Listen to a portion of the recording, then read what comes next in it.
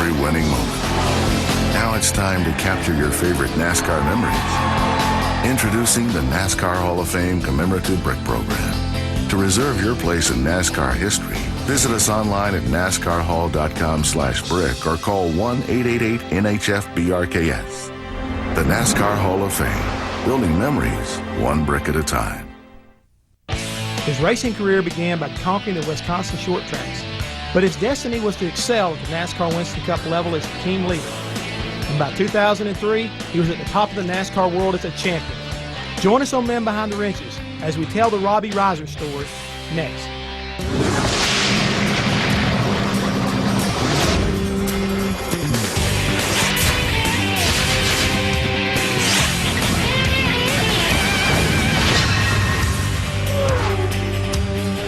As a crew chief, Robbie Reiser's calls on pit road have earned him respect from his peers as well as his competitors.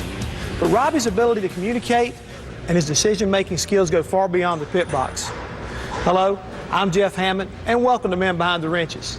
To totally understand Robbie's climb to Winston Cup champion, you first must understand the sacrifices he went through to get there. Robbie's passion for racing was nurtured by his father, John, a Milwaukee area late model champion. Robbie spent hours with his father learning his trade. I was racing before I met my wife, and the kids came along. We have 4 girls and a boy. Robbie just sort of spent time down in the garage as he got old enough, and he started to assemble parts, watch what we were doing, working on it. And as he got older, he even got to clean parts, so that's how it started. Growing up in Allenton, Wisconsin, there was one word to describe Robbie. Intense. Everything he did, he wanted to be the best at. From winning in Little League to being with the group to working on his first cars, everything he had to be the best at always. And he had to work at it, but he was good at it. Robbie was always in the middle of everything. He tried to hide it from his mother and me, but he was in the middle of everything always. And he had to learn how to do a lot of things, but he always learned it and did a good job, did it well. Everything from Little League baseball right up to racing cars. Probably when I was 5 or 6 years old, I was pretty interested, when my dad was racing.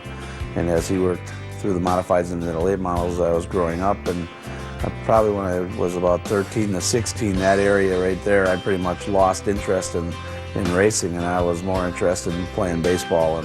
And I was on the wrestling team and things like that. So racing was kind of got away from my mind there for a while. And, I just kind of grew up. It took a wrecked family Pinto to spark Robbie's driving career. Everybody's going to tell you different stories, but the real reason was I wrecked my sister's car one time, and it was at the time, I think it was a 76 Pinto, and Slinger Speedway had just started a mini stock division with that type of car, and we went down, a bunch of high school friends went down, and we saw those cars running, and I had one of those cars at home, and I came back and told my dad about it, and the next thing I knew, we were working on building one. And I didn't even know what a mini stock was at that time, and because I was always involved in modifieds and late models, and we proceeded in the middle of summer to start to make a mini stock that we could run a few times that year, and the fourth night out actually, he got fast time with it, and that sort of sparked the interest and the confidence and the wanting on both our parts to keep on going beyond where we were, and so we built a new mini stock and ran a full circuit the following year. The racing didn't come easy. I think I wanted it to because of my dad, but it didn't come that easy. I sure didn't have the raw talent, and I had to work at everything. And I'm sure if you go back in time and you look at some of the things I did coming up through the ranks there, a lot of people would have told you a lot of stories about how I ran into everything. It was only a matter of time before Robbie Reiser earned his place among Wisconsin's racing elite. It's time to get pimped. The original Pimp My Ride is back on Speed. Watch as Exhibit turns the plane into the insane. How sick is that? Pimp My Ride, weeknight 7 Eastern, beginning Monday, only on Speed.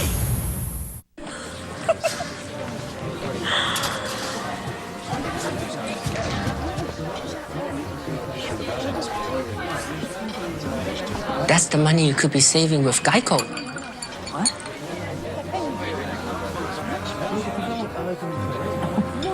I know. Geico. Geico. 15 minutes could save you 15% or more on car insurance. This Valentine's Day, there's only one gift guaranteed to get women to take their clothes off. A pajamagram. Spoil your wife or girlfriend and give her what she really wants. We've got all the top brands of pajamas and lingerie, over 100 styles, from comfy to sexy. A pajamagram is the perfect Valentine's gift. She'll think of you every time she puts them on. Every pajamagram is delivered in a hat box she'll love, along with a lavender sachet, a gift card, and a Do Not Disturb sign, all free. We have great bath and body gifts too, all that spa stuff women just love. Call or shop online at pajamagrams.com. It only takes minutes, but she'll think you spent weeks planning it. Overnight and Valentine's Day delivery is guaranteed, so call now or shop online at pajamagrams.com. It's a gift you'll both love.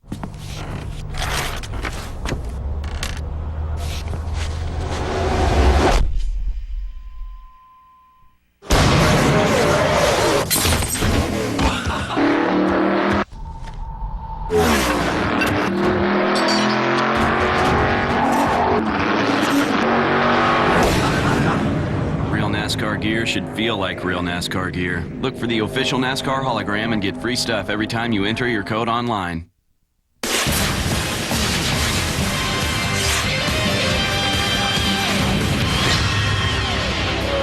Robbie Reiser's 2.5-year run in mini stocks yielded 3 track championships, 1 area championship. And by 1984, he was ready to follow in his dad's footsteps and climb behind the wheel of a late model stock. Over 8 seasons, he would grab 14 different track, area, and regional championships, learning lots of lessons along the way. You know, Wisconsin had a lot of racing, so we were able to race quite a bit. And probably, you know, on a normal weekend, we would run Thursday, Friday, Saturday, and Sunday. And you could run on all different type of racetracks, so it taught you a lot.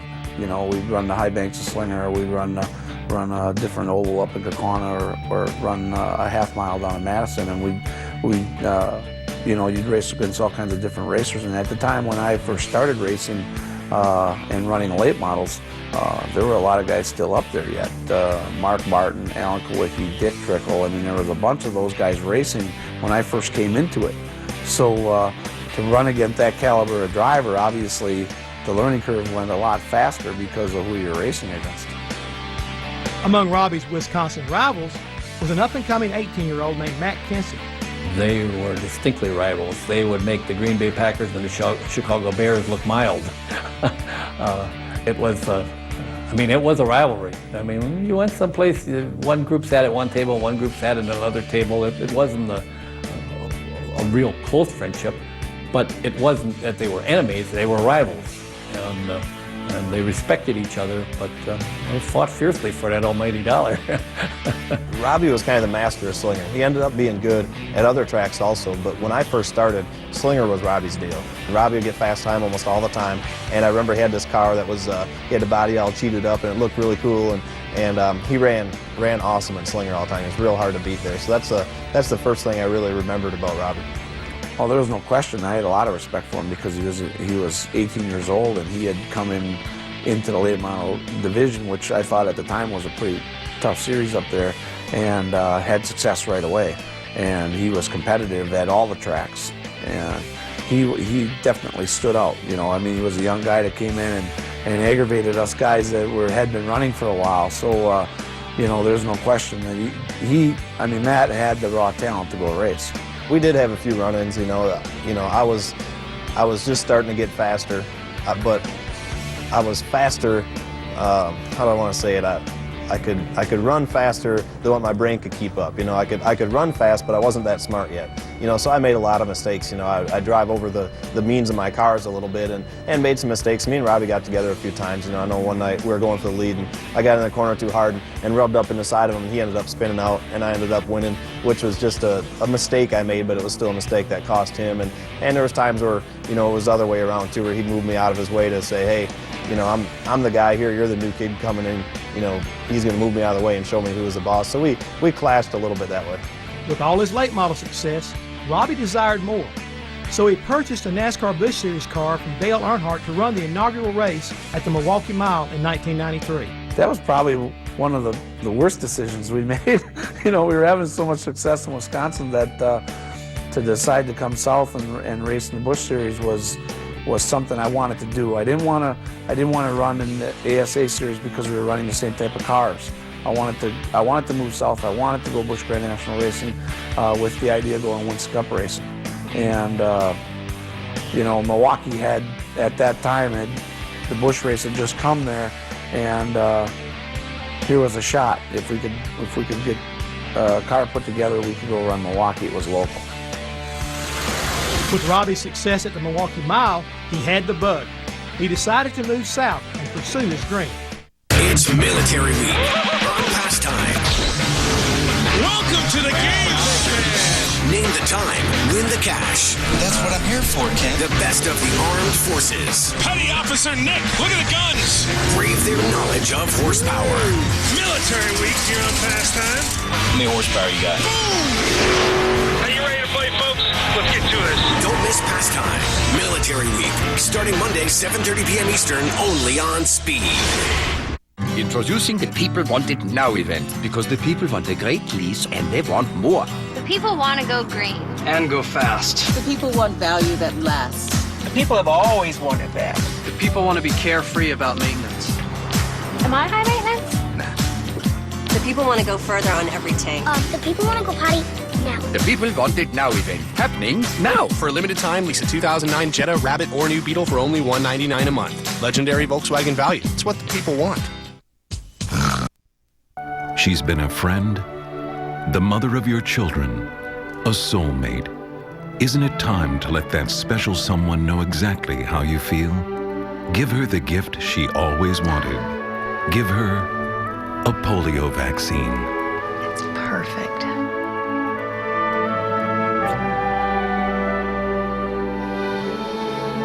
Whatever cause you're passionate about, give it as a gift at changingthepresent.org.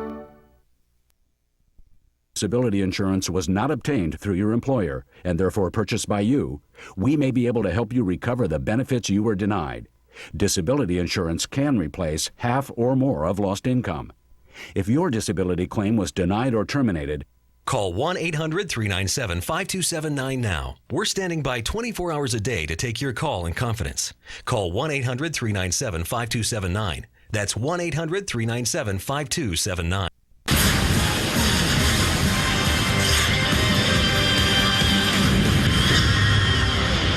Robbie's decision to move south and race in the Busch Series didn't go quite as smooth as he envisioned. Well, we were going to come down here and show the world how to go Busch Grand National Racing. Carl Wagner, who was the engine builder at that time, said, you guys don't know what you're doing. You need to do this and you need to do that. And at that time, of course, we knew it all. We knew a whole lot better. We came down here, and a lot of Carl's advice would have taken us a long ways.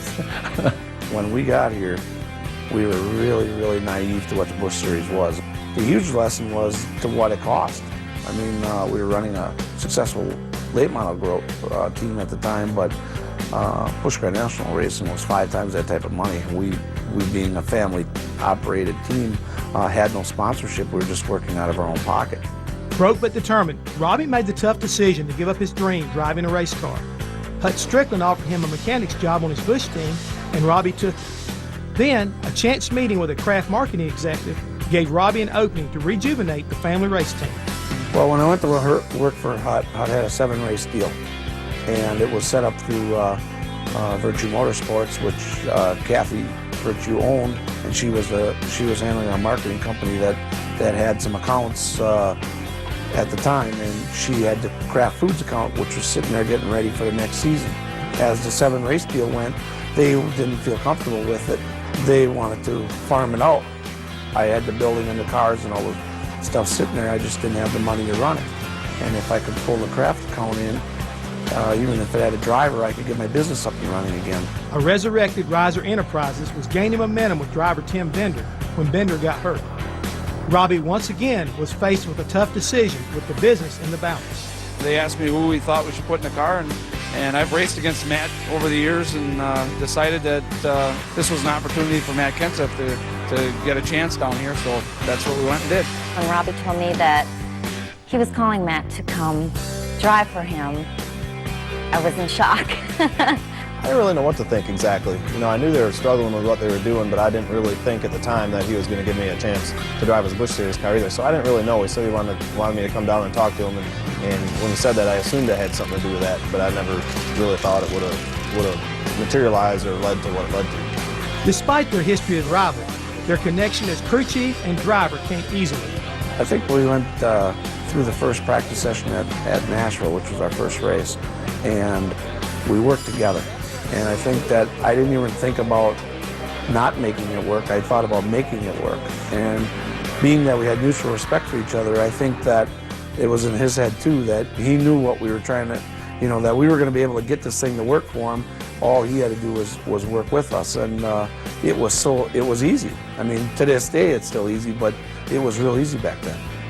Robbie knew his team had potential heading into the 1998 season, but was faced with a lack of sponsorship. By the season's second race at Rockingham, everything was on the line. That day changed the way we went about our business.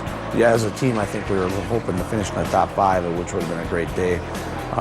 With 15 laps to go, Matt had, you know, lap times were real good, and Matt was starting to run the leaders down and had moved into second place. And I think with 4 laps to go, I pretty much didn't say nothing on the radio anymore because he was on the back of Tony's bumper, and those guys were waging one heck of a race. On the last lap, I made a charge at him, getting into 3, and I got a really good run off 4, and I just got right up on him, and we just barely touched him. It wiggled him up the track just enough to get a run underneath him and beat him to the line. Matt Kenseth wins it, and he got it straight away. We didn't have a guy on our team that ever had won a Busch race, so it was just you know, unbelievable experience for everybody involved. Reiser's family operation had broken through, but soon Robbie would come to another crossroads. Bull Run is back, and it's only on speed. 12 teams compete for $200 grand in prizes, and I got 3,000 miles of highway that says they don't got the dice. Bull Run premieres Thursday, February 19th, exclusively on Speed. The way I see it, all synthetic oils are the same. Oh, think with your dipstick, Jimmy. Aren't all synthetic oils the same? Think with your dipstick, Jimmy. Synthetics or synthetics? Castrol Edge. I'm going to try this. Oh, no, that's thinking with your dipstick. So why did you hit me? Because you were thinking with your dipstick, Jimmy. Think with your dipstick. Upgrade to new Castrol Edge with 8 times better wear protection than Mobil 15W30. It's more than just oil. It's liquid engineering. Sakes alive, this is a fine sectional. Who makes it? Lazy Boy. And right now, you can find great savings throughout the store. Sectionals, sofas, love seats. What's next? Some cockamamie thing called a chair and a half? I'm gonna stick with the sofa. The President's Day sale. Hurry in to start saving now.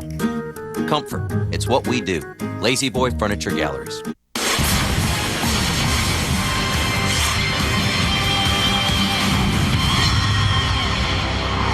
Over the next 2 seasons, Robbie and Matt would challenge for 2 Busch Series titles.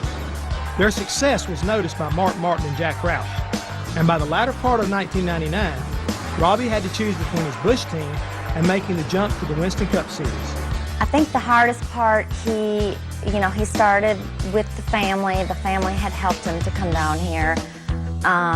He started building the business down here, and all of a sudden this opportunity came.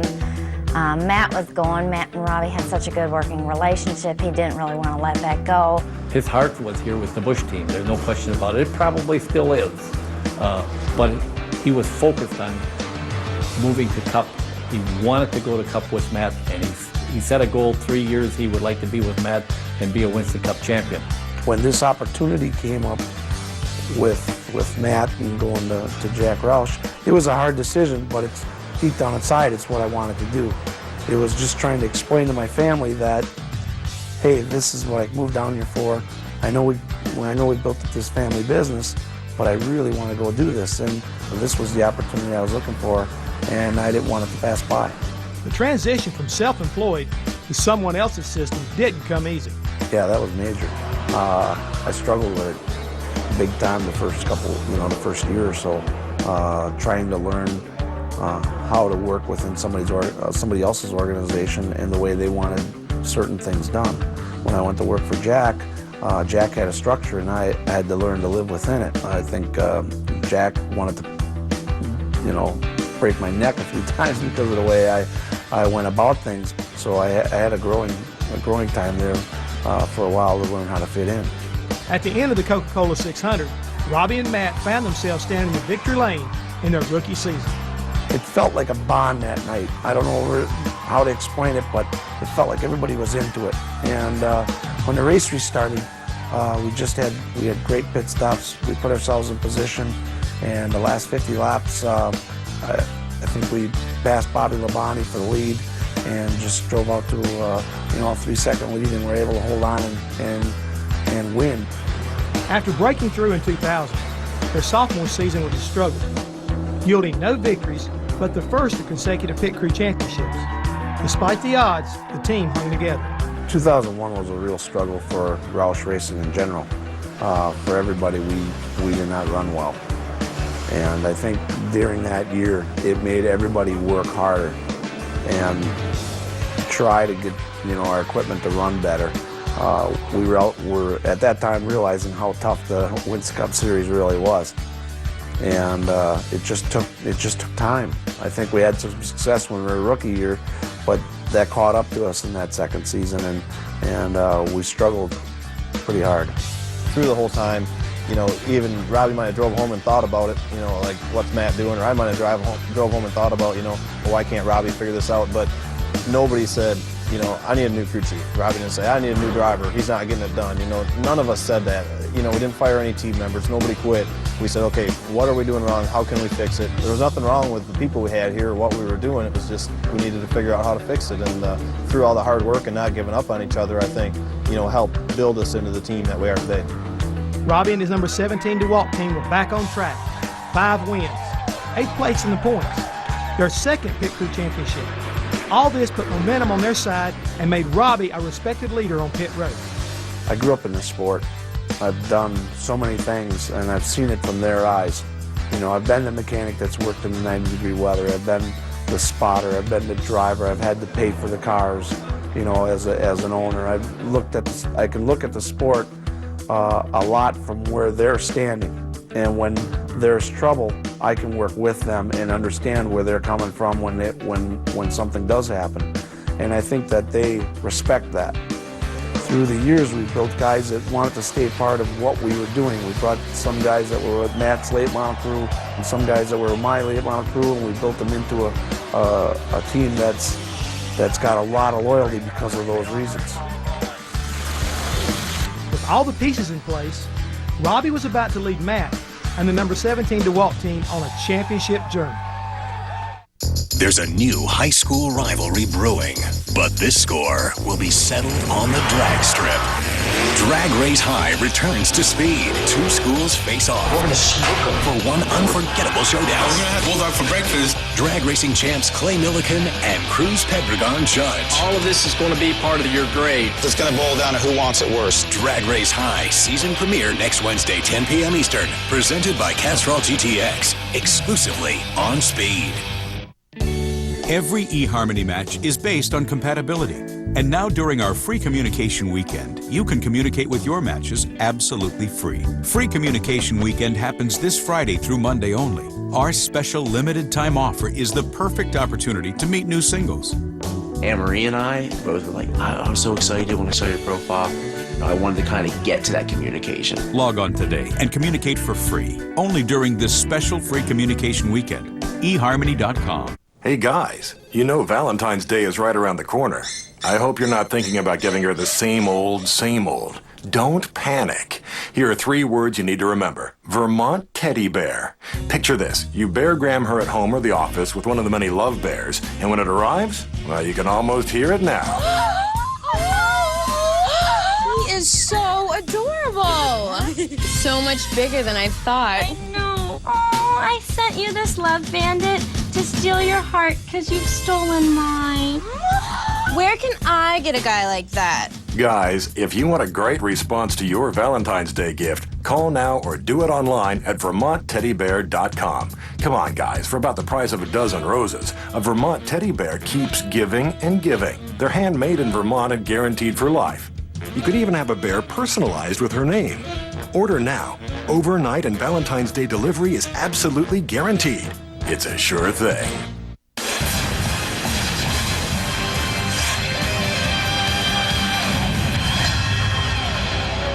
2003 got off to a great start for Robbie Reiser, Matt Kenseth, and the entire DeWalt team. A win in Las Vegas and 23 top 10 finishes gave them a huge point lead as the series headed into the fall. A rare engine failure at Talladega was a setback, but at Kansas, the stress of the first championship began to show as Matt had a rare practice crash. I didn't have the backup car ready for Kansas because of the confidence I got in Matt. I had that car ready to go to Phoenix, which was a mistake on my part. And then during the race, we had to wreck right away. I think that if I look back on a race that I say, what was the race that said, hey, we're a championship team? I will always look to Kansas, because I don't think that anybody anywhere around thought that we would repair the car the way we did and get them back on the racetrack to get those extra points.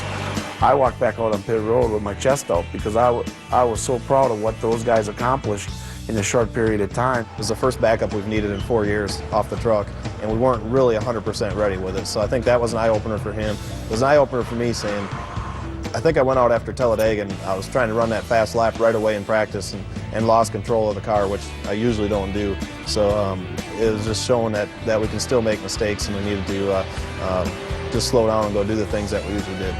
In Rockingham, a solid fourth-place run sealed the title for Robbie, Matt, and the entire team.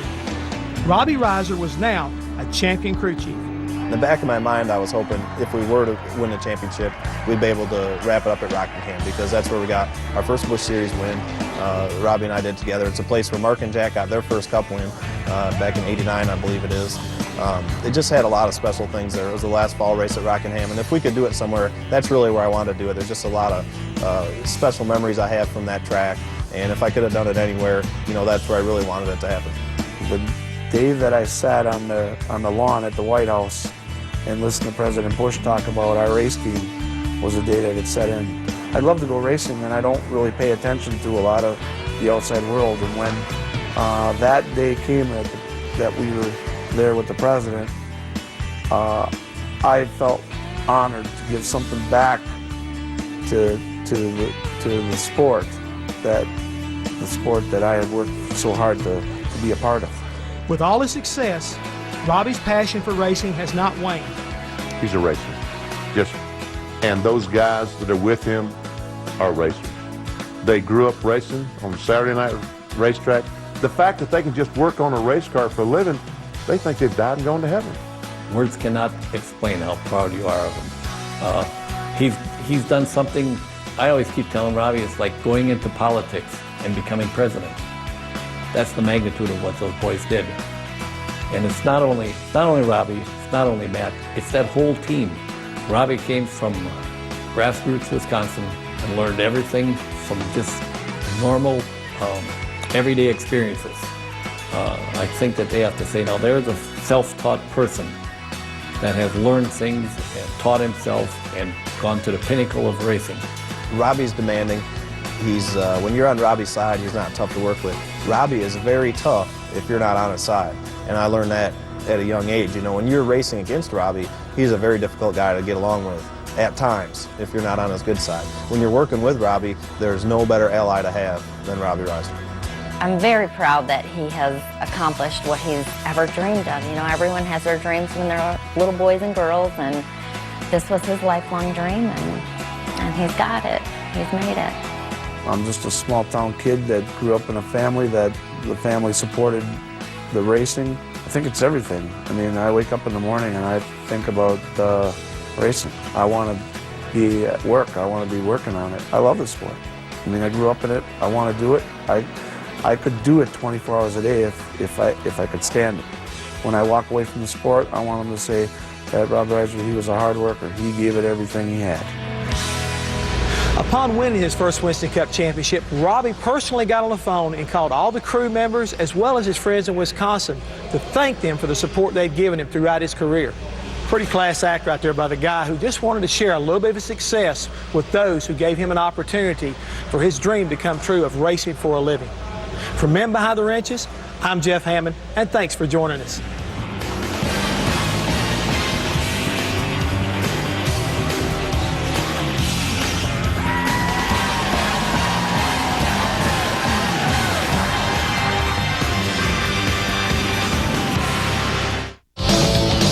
He's a character. He can be the calm, cool guy that doesn't say much. He can be the guy that gets up on the radio and is an air traffic controller and yells all different directions. But when I say the air traffic controller, he knows what he's speaking about. Jimmy's best trait is really mild-mannered and very, very controlled nature. You know, he's so easy with people. On behalf of NASCAR, I'm proud to present the 2004 Championship Crew Chief Award to Jimmy Fennig. Congratulations, Jimmy.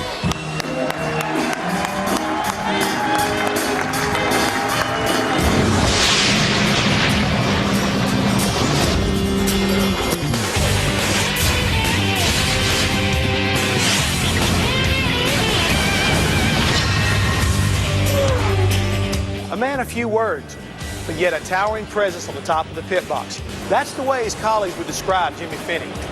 A genuine grassroots racer, yet at the same time you could describe and define Jimmy's whole career by his intense loyalty. Hello and welcome, Men Behind the Wrenches, and our look at the career of Jimmy Fennig. I'm Jeff Hammond. After 30 years in the sport, Jimmy's path to the 2004 NASCAR Nextel Cup Championship was a true wild roller coaster ride. Jimmy spent his childhood growing up around the Milwaukee, Wisconsin area, where the Fennig family was always tinkering with race cars. My grandfather, he had race cars. My dad had race cars, and then he owned a gas station. So I kind of hung out. Me and my brother hung out at the gas station all the time, helped my dad work on cars as I was in school, high school, and junior high. Me and my brother, we bought I think it was a '63 Ford, made a Sportsman out of it, and raced the local dirt track up in Wisconsin, and that's how I basically started my career. It was while tinkering with their Ford on the Wisconsin racetracks that Jimmy met legend Bobby Allison. Jimmy Fennig was working on a car for Al Schill. Well, actually, they had more than one car, and so they had one of those cars that I drove there at Slinger that night. And met this young man, and he was gung-ho, and really I liked the way he worked on the car, and friendship was formed immediately. He was a super person, just really neat. Couldn't believe a person like that, not even looking at a racetrack, getting in and be able to win races at the local tracks that we ran up there in Wisconsin. They connected, and Bobby offered him a chance at a job in stock car racing. So in 1984, Jimmy packed up and headed south. He was quiet enough, but still was in charge. And I liked that about him, and I liked the idea that he really had a good feel for the cars and what to do to try to improve a car on any given day. And we needed some of that kind of help at Dyegard, you know. Bobby talked me into coming racing with him down to Dyegard, work as a mechanic under Gary Nelson. Came down there for about 6 months. I would say that he didn't get much cooperation from the people at Dyegard, especially the people at the top of the management at Dyegard. Gardner's wanted me to sign a contract, a 5-year contract, and I told Bobby Allison about it, and Bobby says, nah, just better move back north. Back home, little did Jimmy know that fate would see that he worked with Bobby Allison again. An advanced 2-mode hybrid system. Check. 20 miles per gallon in the city while still seating 8. Check. The world's first full-size luxury hybrid SUV. Checkmate.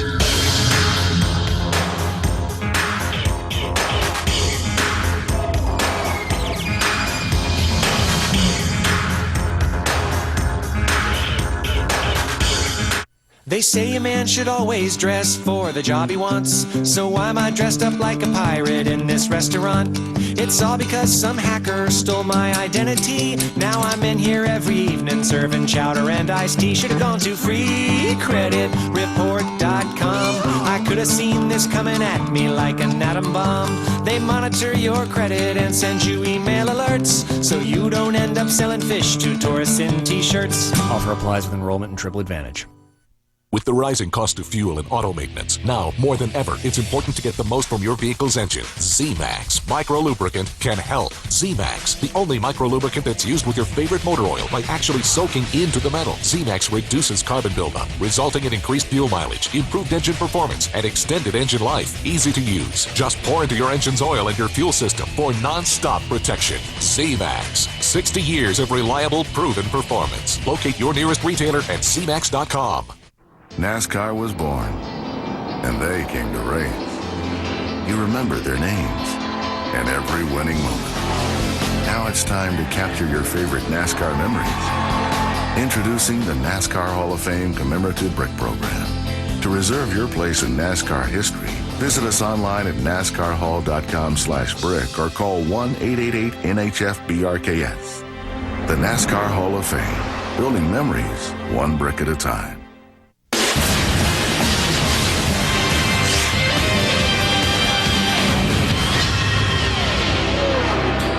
Now back trying to conquer the Wisconsin short tracks, Jimmy Fennig crossed paths with another man who would make a big impact on his career, Mark Martin. They teamed up in 1985 on the ASA circuit. Each man's intensity complemented the other, and instantly they were a team that was tough to beat. Mark, I used to race against Mark on ARCO and ASA, and then Mark decided to drive for Jerry Gunnerman, and Mark was he was really focused. Mark, we'd start work at 7 o'clock in the morning every morning and worked about midnight every day for 7 days a week. That's how we worked around there, and he was really devoted to just racing. That was it. It was about winning. We want to be the best at what we done, on everything we done.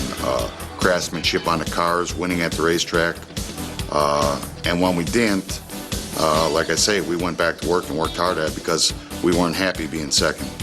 A year later, Jimmy and Mark's passion would lead to 9 victories and the ASA championship.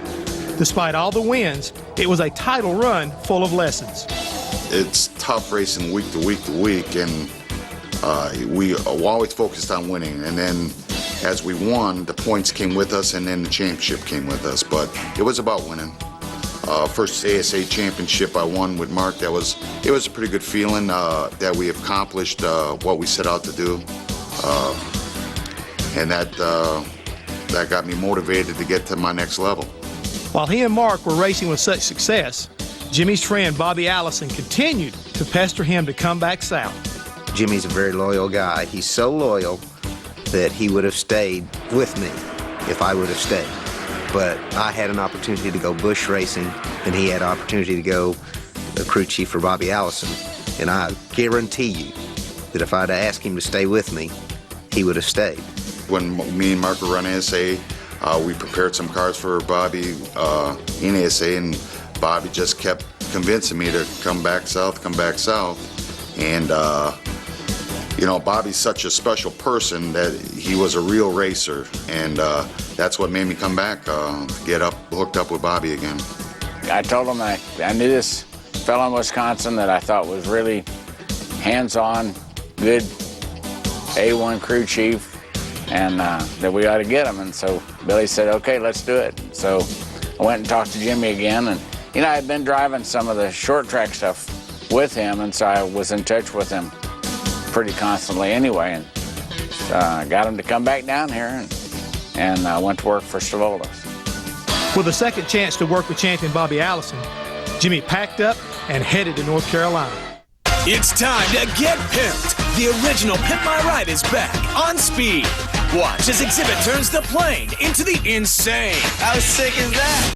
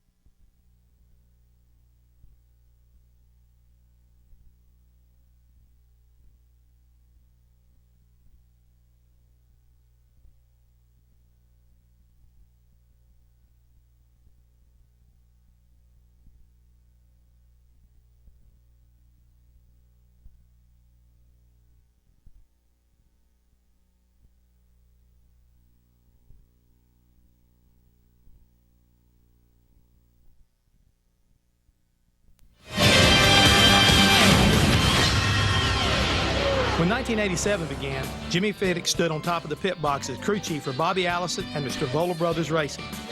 Jimmy and Bobby won twice over the next 2 seasons. But in 1988, at the mid-season point, the unimaginable happened, when Bobby suffered a career-ending injury and a crash in Pocono.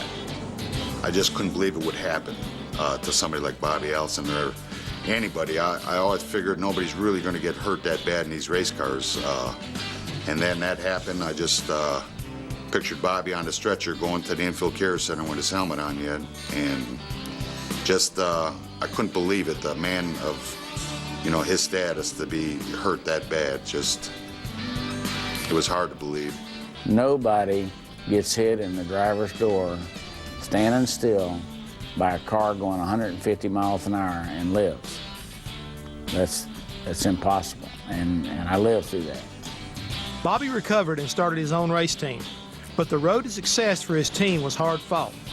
Through all the tough times, Jimmy, loyal to a fault, stood by his friend and mentor. I got to look at it this way. Bobby Allison gave me my start in Winston Cup racing, or with NASCAR. He's the one that brought me down south, and I was going to stay with Bobby to the end no matter what. It seemed like I would get things going really good, and somehow I would lose somebody that was pretty important to the program. They get hired away or decide they wanted to do something different. And Jimmy really put some level operation to that part of it. I could really depend on him, and I was sure that he wasn't going to go anywhere else. I expected him to stay, and he did, and I really did appreciate that.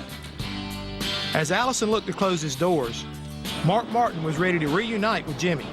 I knew Bobby was struggling, sponsorship wasn't good there, and I knew that things weren't going to be, they were going to be closing down, so it was tough walking away. He went to Roush Racing, and Mark was on a pretty long losing streak, and their 10th event together, I guess, was Mark's first win of his second go-around, and I just really thought so much of the guy and still think so much of him. Teaming up with Martin at Roush Racing, Jimmy now had the resources to do what he liked best, win races. Jack kind of is the type person that he gives us the tools to use to go win races, and I admire that. I think that's what you need. It was a great feeling that if I wanted something, I could go get it. And we all want that one goal is winning. Jack wants to win, I want to win, and Mark did too, so it worked out good. We both worked for a guy that we were a little bit afraid of, and we had an opportunity to work together with the tools that we needed to race on the same level in NASCAR that we had chasing the championship in ASA. So, things were different, but it was the same two guys, chasing the same dreams. Over the next 5 years, Jimmy and Mark would win 14 times, finishing the top 10 in NASCAR points 4 times, including a runner-up finish in the 1998 NASCAR title. But as the 2001 season ended, Jack Roush was looking at big changes for his race teams, and Jimmy was a big part of that plan.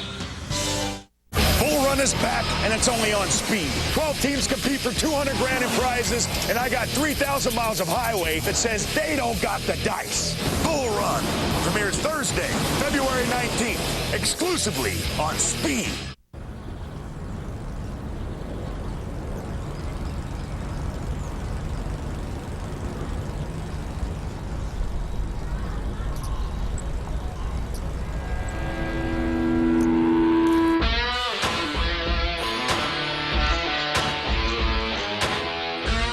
Working parts, working harder and longer with Valvoline Conventional Motor Oil and a Purolator Premium Plus oil filter.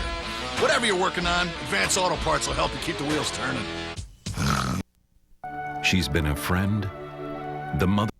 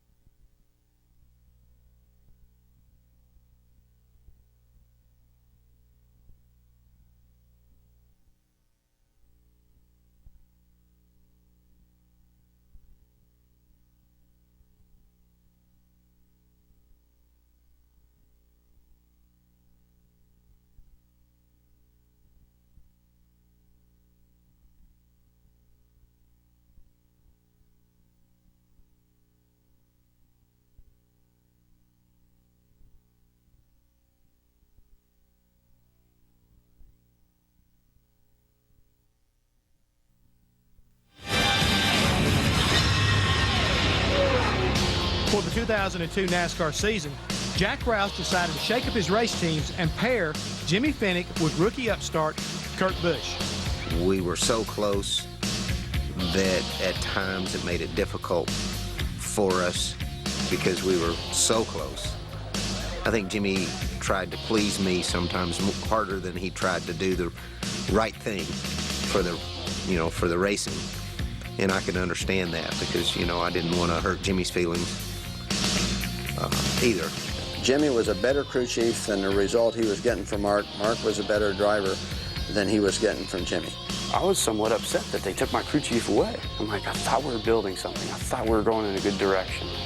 And I lost Ben Leslie, and they gave me Jimmy Fennig. It was a change that was needed, and in the first time that I drove one of his cars during a Daytona test, and to have his work ethic and work style, crew, and everybody around me, that's when I realized how far behind I was in the code of Cup racing. Well, sometimes change is good on everything. At that point, me and Mark, we kind of ran out of ideas together, working together. Jack was pretty smart on doing what he did, making that change. It worked out perfectly, Ben was able to bring some new ideas to Mark, and they were on different pages, and that wound up being a good thing for a period of time. And Kurt, I wouldn't have guessed it, but Kurt wound up accepting Jimmy as his second father. Jimmy and Kurt's chemistry developed fast, winning at Bristol in just their 6th race. Well, it was a relief to win. The winning's everything. But win your first one, or Kurt's first one at Bristol, it was good. Once I started working with Jimmy Fennig, I was in competitive race cars that could win. And that was a new challenge. I finally realized that you can run at a 95% pace, not on that ragged edge, and be a leader, lead laps, and have a race come to you. And that day, it was 200 laps to go, and I realized, I said, I haven't been passed yet today. And it was one of those days where this is what Jimmy Fennig's built. And my crew gave me a position to win. Let's get it for them. And it ended up our day. With 8 wins and 2 seasons to their credit, Jimmy and Kurt focused on the inaugural NASCAR chase for the Nextel Cup in 2004. With wins at Bristol in March and Loudon in July, they made it to the top 10 and the chase for the championship. As the chase began, a victory at Loudon made them a title contender as they sat tied at the top of the point standings. By Talladega, Kurt was a championship leader and had built a 96-point lead over Jeff Gordon as they headed into Atlanta when disaster struck and a rare blown engine. The team was down. They were down in the dumps. We're low in the trailer. And you never lose focus. Something could happen every week, Next week, somebody else could blow a motor. So you never lose focus on it. It's how you handle defeat to be a good champion. Everybody was down. I had a meeting before they even closed we closed the gate up after the car was up in there. Before we closed the gate, I got everybody around there, and I kind of told them, I says, we're going to go on. We're going to go ahead and go after this championship. Everybody can have one bad race, and this was ours, and then we went forward from there. I got out of the car, and I'm talking with Fennig, and I had one of those bad feelings before the start of the race. Atlanta's tough on motors, and I was hoping we could get through the day. We're running in the top 10, and boom. All right, let's see where we end up. I thought we'd end up 3rd or 4th in points after that. We'd be 50, 60 points out. We've only got 3 races to go. It's going to be a tough task. When Gordon breaks a gear, we're still in the lead. We survived a motor failure on lap 47 and finishing 42nd. We've got 3 races to go. We just need to be consistent. 2 weeks later, Darlington would pose another challenge as a potentially tough day was saved by Jimmy. We went there. We were struggling a little bit. We got that fender damage. Had to go to the back, and as everybody knows, coming back from Darlington from the back, it's almost impossible to come back up to the front.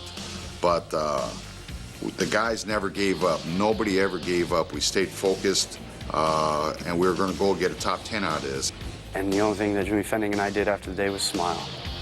We didn't even talk about how bad the car was the next day at the shop. We just slid it over there, said that was Darlington. We'll go back to it later. Jimmy and Kurt held an 18-point lead heading into the final weekend at Homestead. They took the pole on Friday in dramatic fashion. This could be a front row start here for Kurt Busch. Front row, this could be the pole. It is! 30-11, he beat his teammate Greg Biffle by 2/1000ths of a second. From there, things were looking good until lap 93. Oh, and he loses the wheel. Wow. Or loses the tire. And he just missed Slobber in the end of that wall. Well, he come on the radio, said he had a vibration, and Biffle had a tire come apart a little bit. He was a little aggressive on camber, and I didn't think I was that aggressive on camber, but he come down pit road and it came off, and I didn't realize it was that close, so I watched the tape. Oh my God, there's pit wall. Oh no, it's over, I'm done. I can't believe it. Then the wheel comes off. And I grab the brakes. Well, then it goes straighter, even into the fence. And I'm like, I'm done. I can't believe it. The yellow come out right away. I says, oof, you know, we're all right now. Let's put the right sides on, get out there so we don't lose a lap. But after reviewing the tape, seeing how close it was, a little bit of luck right there. The thing that was so funny is the pit stop was changed, the pit stop was finished, they put the tire on the car, and as they got ready to leave, this tire comes rolling around the end of the pit wall, and Jimmy Fennig thought that one of the tires had gotten loose, that they had just changed on the car that had gotten loose from somebody trying to return the tire. Jimmy Fennig went nuts. He was like a squirrel in a cage that just saw a cat and he couldn't get loose. Boy, he was out of his mind for the fact that we had bunged another pit stop and that we were going to have to go start in the back because we'd lost the tire. Little did he realize that the tire that had come off that caused the problem had run all the way down the front stretch and made its turn almost to come back and roll into the 97 pits, which is where it should have been anyway. Jimmy's instincts as a crew chief took over as he made sure the team put the tire out of their mind. I told Kurt, I says, first of all, I said the wheel wasn't loose. The 3 holes that I looked at weren't oblong, so I felt that the tire changer did his job. Why the wheel broke, I didn't know at the time. And I didn't want too many people looking at the wheel and focus on it, so I just put it up on a box that everybody put it out of their mind. I had the piece of the wheel up by me with my foot on it, so nobody would have that, that's done and over with, you know. Let's get on and continue racing.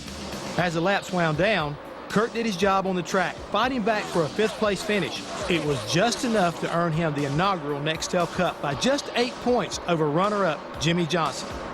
Jimmy Fennig and his 97 team were now champions. When they all jumped off that wall and I seen their eyes and their smiles, that really made me feel good, you know, to see that they've got this championship because it's about them.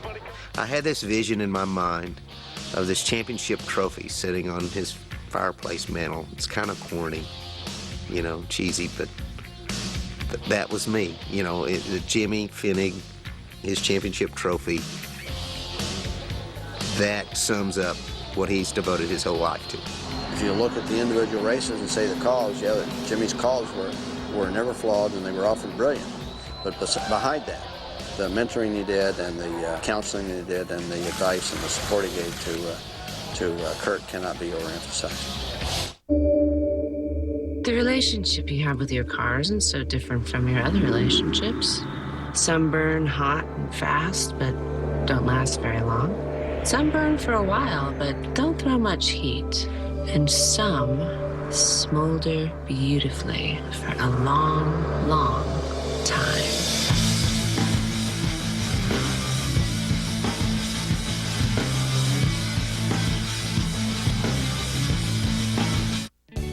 Every eHarmony match is based on compatibility. And now during our free communication weekend, you can communicate with your matches absolutely free. Free communication weekend happens this Friday through Monday only. Our special limited time offer is the perfect opportunity to meet new singles. Anne-Marie and I both were like, I was so excited when I saw your profile. I wanted to kind of get to that communication. Log on today and communicate for free. Only during this special free communication weekend. eHarmony.com. It's the money you could be saving with Geico. He's not much for conversation, but if he was, it would be a conversation about saving you money. Geico. 15 minutes could save you 15% or more on car insurance. It's the money you could be saving with Geico. He's peering deep into your soul, as if he knows you'd like to save money. Geico. 15 minutes could save you 15% or more on car insurance.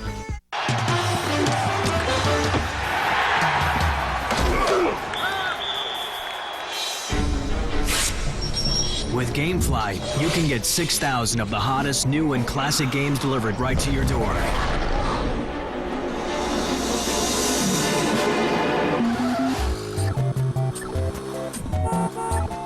GameFly.com. Over 6,000 titles. No late fees. Start now for $8.95. Games delivered. Product shown rated E through F.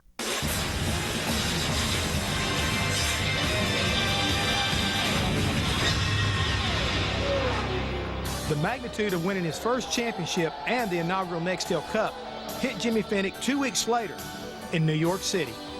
When I really felt that I've achieved something is, believe it or not, when I was standing in Times Square getting my picture taken.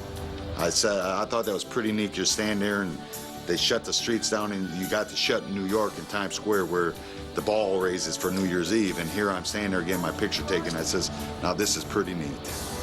On behalf of NASCAR, I'm proud to not only bring up here, but to present the 2004 Championship Crew Chief Award to Jimmy Fennig. Congratulations, Jimmy. As Jimmy accepted his Champion Crew Chief Award, the cheers were the loudest from his loyal friends and colleagues. Oh, I really was happy for him. The racing historians will say, here was a young man that was really interested in this, and he paid attention to the things that were important to get a car to victory lane.